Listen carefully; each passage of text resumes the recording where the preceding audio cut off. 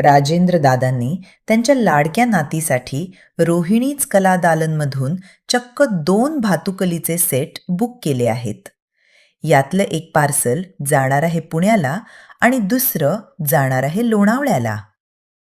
पण थांबा, आनंद इथेच संपत नाही. सध्या सुरू असलेल्या आमच्या अधिक मास ऑफरमुळे त्यांना दोन्ही सेटवर इडली मेकर भातुकली अगदी मोफत मिळाली आहे.